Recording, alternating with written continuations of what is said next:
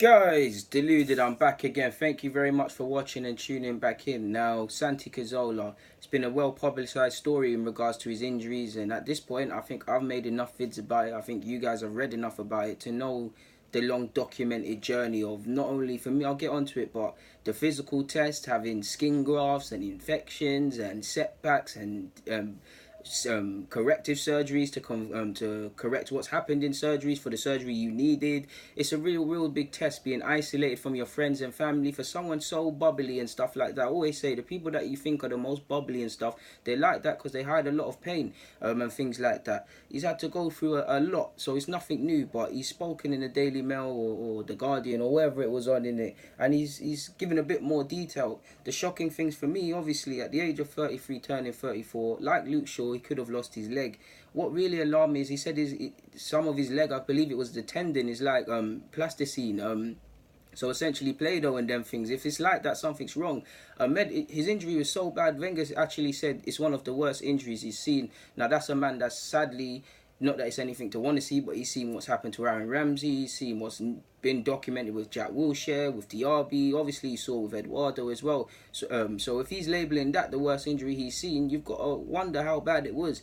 Medics as well also said that they believe one day his case will be in the medical books to help future studying and aspiring medical people, because there was a big back and forth between, I believe, consultants or people in charge of his operation in the UK and in another country in regards to trying to rectify what is exactly wrong. He spoke about the infection as well of his leg, waking up in the middle of the night and his tendons leaking, obviously the skin grafts messing up his tattoos.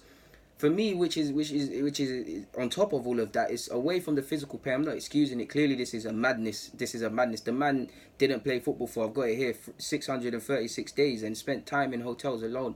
For me, it's the mental strength. Firstly, the man's a male, in it. Like, he didn't grow up in England and stuff, so he's probably a different sort of male than I am. But males were seen as the breadwinners. You got to be strong. Even if you want to open up to your female family members or anyone else, you can't, because you don't want the badness to go on them. You don't want them to think about you and things. You have to be strong for them. So if I equate it to Santi, and it's amplified by the fact that he's a Premier League footballer, probably the breadwinner of the family. Obviously, he's got to act strong for his kids and stuff, and really he's hurting. Like, there's nothing wrong with it. He's hurting. He's wounded.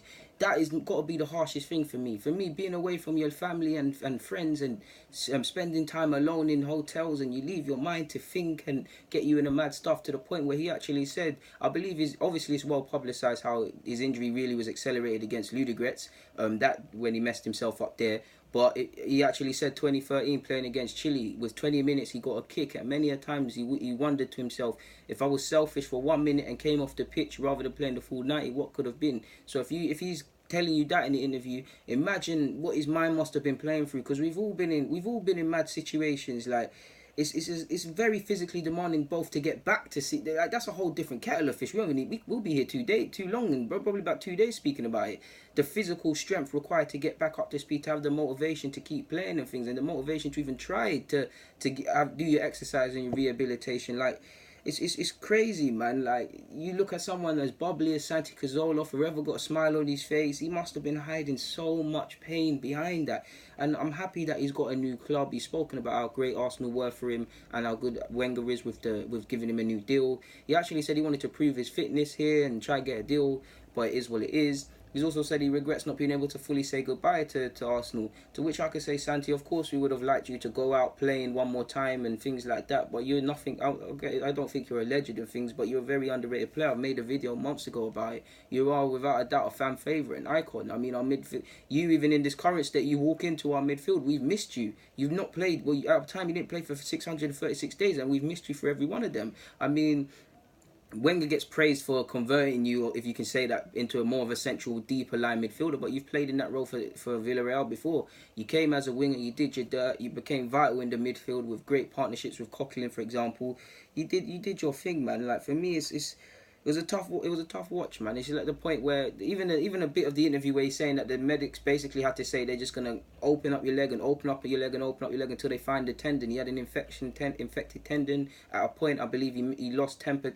That don't make sense. 10 centimeters of his tendon. So you can see for me, the mental test is the main one, but the physical one we can't knock it for obvious reasons. He's being cut up like a turkey at Christmas Day. He's being carved up.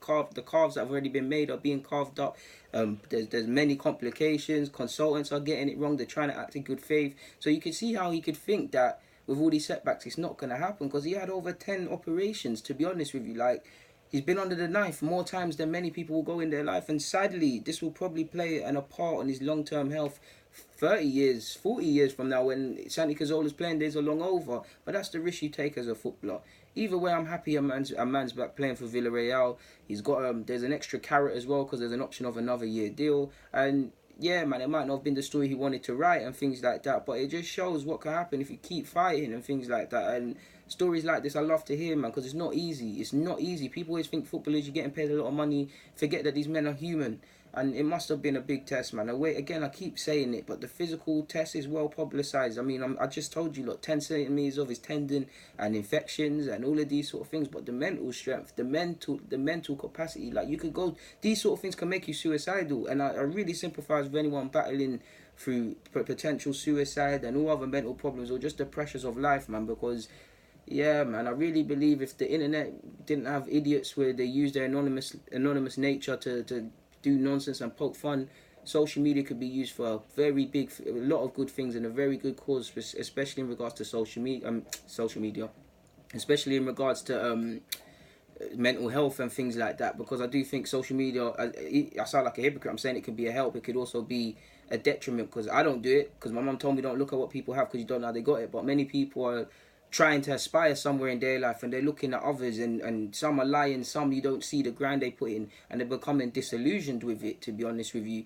I've got nothing more to add. All I can do is say credit to Santi, man. Keep going, man. And yeah, man, I'm happy to see you playing football again and them things there, and hopefully see you back at the Emirates in some capacity one day for a testimonial or something. Guys, deluded, get in the comments, subscribe, and do the rest if you wish. Thank you for watching, and I'm out.